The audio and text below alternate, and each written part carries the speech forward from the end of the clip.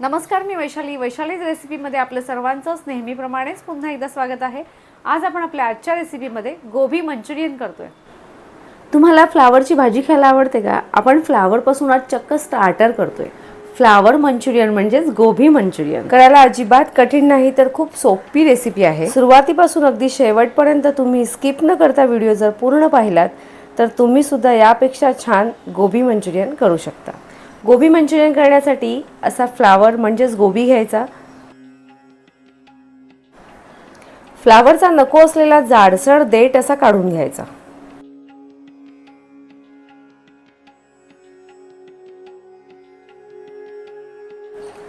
आता आपण घेतलेल्या फ्लावरचे जास्त बारीकही नाही आणि जास्त मोठेही नाही, अगदी मीडियम साईजचे पीस असे करून घ्यायचे।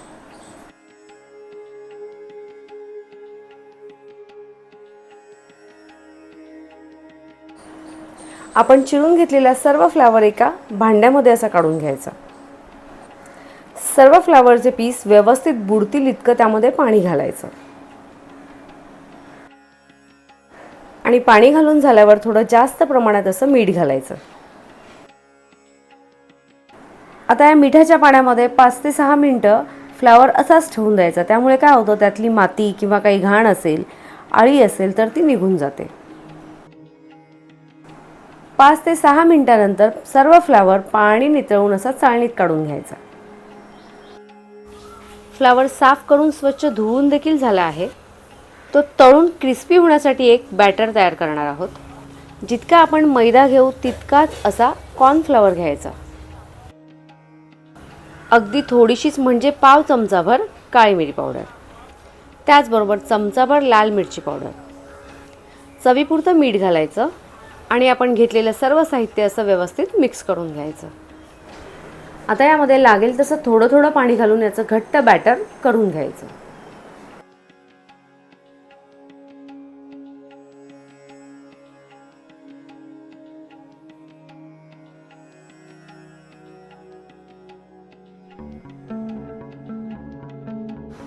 आपलं बॅटर करून झालेलं आहे। या बॅटरमध्ये आपण सर्व फ्लावरचे असे पीस घालायचे आणि या केलेल्या बॅटरमध्ये अगदी ते व्यवस्थित मिक्स करून घ्यायचे।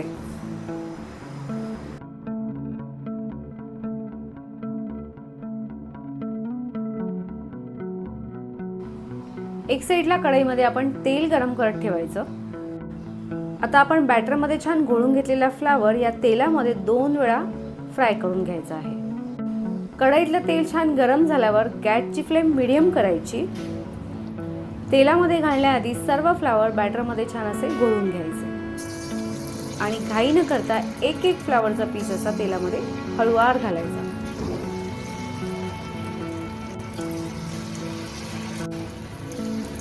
एकाच वेळी तेलामध्ये मावतील इतकेच फ्लावरचे पीस या तेलामध्ये घालायचे, कारण बॅटरमध्ये कॉर्नफ्लॉवर आणि मैदा असल्यामुळे ते जास्त पीस जर आपण तेलामध्ये घातले तर ते एकमेकांना चिकटू शकतात।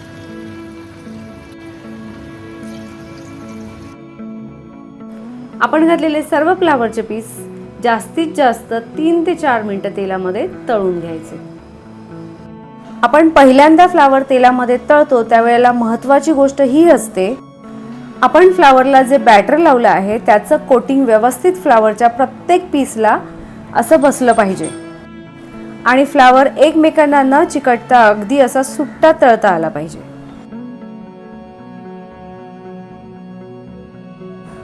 तळलेले सर्व फ्लावरचे पीस असे चाळणीत काढून घ्यायचे। आता याच पद्धतीने आपण उरलेले सर्व फ्लावरचे पीस तळून घेणार आहोत। सर्व फ्लावरचे पीस एकदा तळून झाल्यावर ते 3 ते 4 मिनिटं थोडे थंड करून घ्यायचे आणि कढईतलं तेल पुन्हा गरम करून घ्यायचं आणि दुसऱ्यांदा फ्लावरचे पीस तळताना गॅसची फ्लेम मात्र हाय करायची। आता मात्र सर्व फ्लावरचे पीस तळताना ते अगदी व्यवस्थित क्रिस्पी फ्राय करून घ्यायचे।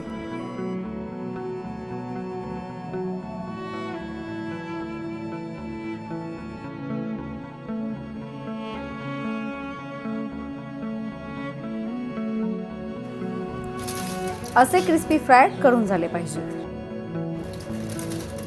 आता आपण पाहणार आहोत गोबी मंचुरियनच्या सॉससाठी लागणारं सर्व साहित्य।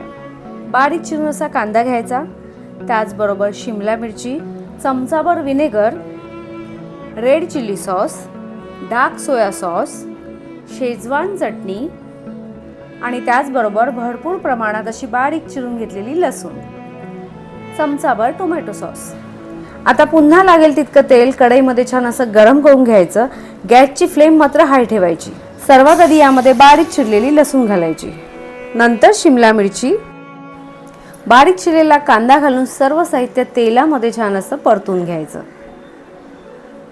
बरं, परतत असताना ते अर्धे कच्चेच राहिले पाहिजेत, पूर्ण शिजवायचे नाहीत. आता वेळ न घालवता सर्व साहित्य असं पटापट ॲड करायचं. Schezwan chutney, tomato sauce, dark soya sauce, red chilli sauce, vinegar, सर्व साहित्य आता व्यवस्थित मिक्स करून घ्यायचं. या सर्व स्टेप जितक्या लवकर करता येतील तितक्या त्या लवकर करून घ्यायच्या. सर्व साहित्य लवकर ॲड करताना जर तुमची घाई होत असेल तर काय करायचं, सुरुवातीला सर्व सॉस एका वाटीमध्ये मिक्स करून घ्यायचे आणि ते एकाच वेळेला ॲड करायचे. बरं, आता सर्व साहित्य मिक्स करून झाल्यावर मंचुरियन सॉस आपल्याला किती पातळ पाहिजे किंवा घट्ट पाहिजे तितकं यामध्ये पाणी घालायचं आणि ते देखील असं व्यवस्थित मिक्स करून घ्यायचं. सर्व साहित्याला छान उकळी आल्यावर एका वाटीमध्ये चमचाभर असा कॉर्नफ्लॉवर घ्यायचा. त्यामध्ये लागेल तितकं पाणी घालून घातलेलं पाणी कॉर्नफ्लॉवरमध्ये असं व्यवस्थित मिक्स करून घ्यायचं. कॉर्नफ्लॉवर पाण्यामध्ये छान मिक्स करून झाल्यावर या ग्रेव्हीमध्ये ते असं ॲड करायचं. कॉर्नफ्लॉवरची स्लरी घातल्यावरती अगदी पटापट अशी व्यवस्थित मिक्स करून घ्यायची. ग्रेव्हीमध्ये कॉर्नफ्लॉवर घातल्यामुळे आपल्या सॉसला छान थिकनेस येतो. आता यामध्ये मीठ घालायचं आणि घातलेलं मीठ देखील व्यवस्थित मिक्स करून घ्यायचं. मीठ देखील अगदी थोडंच घालायचं, कारण सर्व सॉसमध्ये मिठाचं प्रमाण असतंच. जर मंचुरियन सॉस तुम्हाला थोडा घट्ट वाटला तर यामध्ये तुम्ही थोडंसं गरम पाणी ॲड करू शकता आणि जर पातळ वाटला तर तुम्ही यामध्ये कॉर्नफ्लॉवरमध्ये पाणी घालून ते देखील ॲड करू शकता. बरं, आपला मंचुरियन सॉस तयार झाल्यावर गॅस बंद करायचा आणि यामध्ये आपण तळलेले सर्व मंचुरियन ॲड करायचे. आपण सांगितल्याप्रमाणे जर तुम्ही बॅटर केलं आणि मंचुरियन 2 वेळा अगदी व्यवस्थित फ्राय केले तर मंचुरियन क्रिस्पी होतातच आणि ते ग्रेव्हीमध्ये घातल्यावर त्याचं कोटिंगही निघत नाही. काय सांगता, तुमच्याकडे फ्लावरची भाजी खाल्लीच जात नाही म्हणून तुम्ही फ्लावर आणतच नाही? मग एक दिवस तुम्ही आवर्जून फ्लावर आणा आणि त्याचा असा फ्लावर मंचुरियन करा. फ्लावर न खाणारे देखील घरात स्वतःहून फ्लावर आणतील. बरं, आता या गोबी मंचुरियनवर जर तुम्हाला बारीक चिरून कांद्याची पात घालायची असेल तर तुम्ही ती देखील घालू शकता. आपण मात्र सफेद तीळ घालत आहोत. सफेद तीळ ऑप्शनल आहेत, तुम्ही ते स्किप देखील करू शकता.